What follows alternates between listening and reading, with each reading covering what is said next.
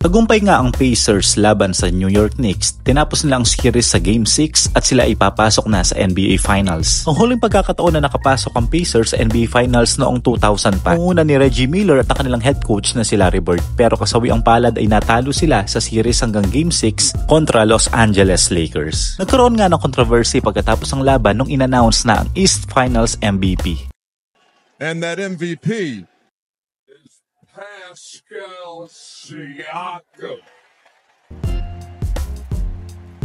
Makikita sa mga fans ang pagkadismaya nila na akala siguro nila ang mananalo ng Finals MVP ay si Tyrese Haliburton na ang kanilang star player. Kahit mismo si Haliburton ay akala niya siya ang mananalo. Tutusin palapit na nga siya bago i-announce kung sino ang Finals MVP. Sila talaga ang role players sa series na to. Napakaganda ng ginawa talaga nila. Sa 9 na bumoto, 5 ang nakuha ni Siakam at 4 naman kay Haliburton. Ang former star player nga na si Reggie Miller ang binoto niya ay si Tyrese Haliburton.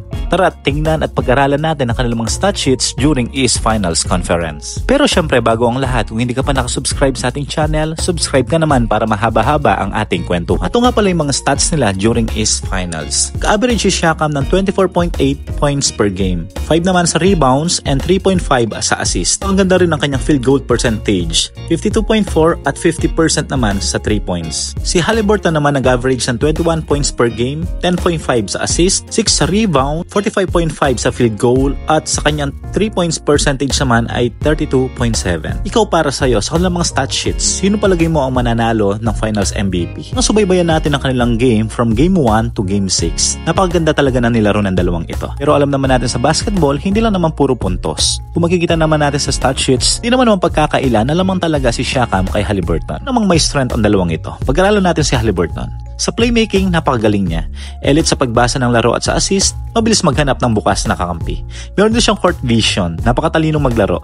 Kita agad kung saan mahina ang depensa. Meron din naman siyang 3-point shooting, may malinis at malalim na tira, threat din siya sa perimeter. Meron din siyang basketball IQ. Marunong mag-control ng tempo, bihirang magkamali sa pasa.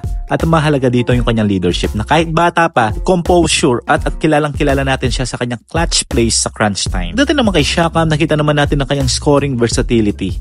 Kaya niyang umatake sa loob, may mid-range at kaya ring tumira sa labas. At ito yung maganda kay Siakam, yung kanyang depensa. So isa one-on-one at help defense, kaya niyang bantayan mula guard hanggang forward. Post moves and spin move. Ito yung trademark niya eh. Ang bilis ng spin move sa ilalim. Meron siyang transition offense.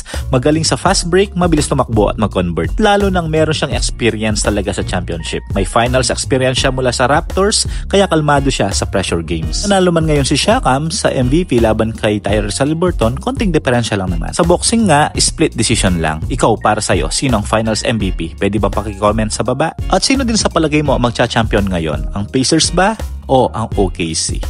Thank you for watching.